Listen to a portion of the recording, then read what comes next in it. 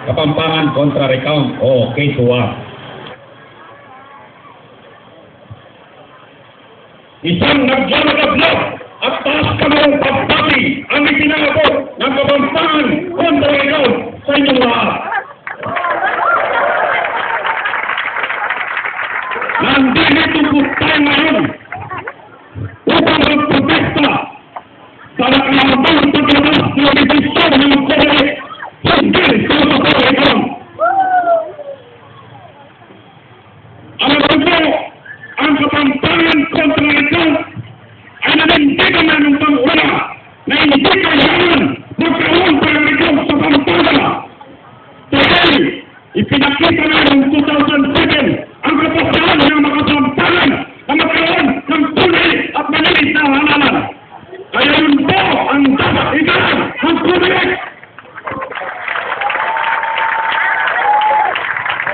Kaya hindi po kami naniniwala sa isinusulong na recount.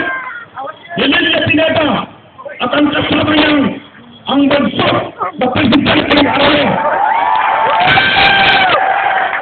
Dahil po ang recount walang muna ay hindi makatuyan.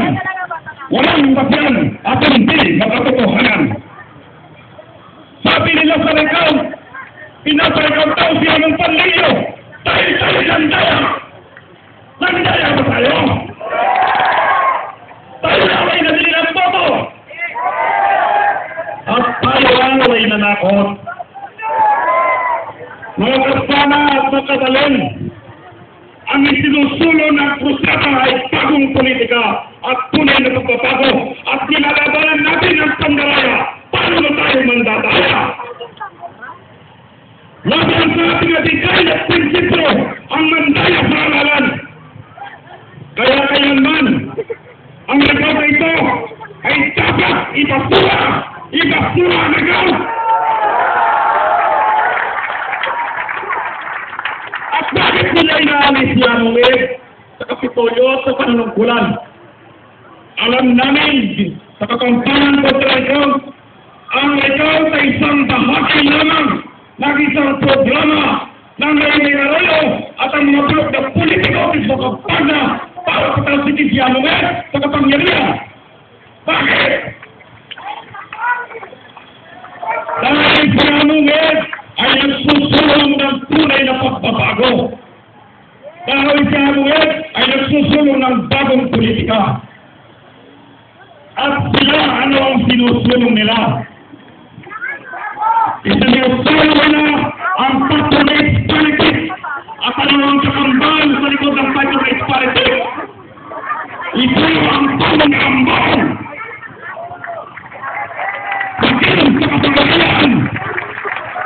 Binuhin mo, naging senador, naging vice president, naging presidente. Ngayon, gusto kang patulan ang Kongreso. Tama ang kailangan. Kaya naman ang katalapalan ito ang nanintigan. Para nagalan ang panunuan at patulan ng Kongreso. Si Anuel, inaalis nila dahil siya'y nanintigan.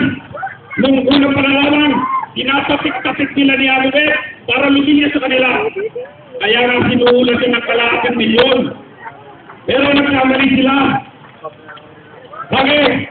Dahil ang tinataboy ni Anuel ay transparency and accountability. Hindi niya pwedeng talikuran ang mamamayan ng Pampanga na pinangako niya noong eleksyon. Na siya'y maglilipot ng malinis. Paano niya naman tatanggapin yan? Kaya galit na galit sila sa pamumuno ni Anuel. Nanindigan si Anuel. Inagpag niya yung hindi Koga. Pangalawa, itinantay niya ang wedding sa Pampanga, ang wedding law. At pangatlo, patuloy ang pagtutulis na ni Anuel sa mga maling patakaran at gawain ni Gloria Arroyo. Pinagsa niya ang tasya. Yan po si Anuel. At ngayon gusto nilang patalsigin. Mga kasama, huli tayong magkasama-sama upang ipagkita ang lakas ng ating pagkakaisa sa kanila. Hindi po tayo dapat matakot. Ang nilalaban natin dito ay katotohanan. Kaya malakas po ang loob namin dito. Dahil kami, ang pinaglalaban namin ay sa katotohanan lamang. Kaya muli po, ako po nagpapasalamat sa inyong lahat sa pagtalo dito. At sana po, meron pa tayong susunod na pagkilos at dadami pa tayo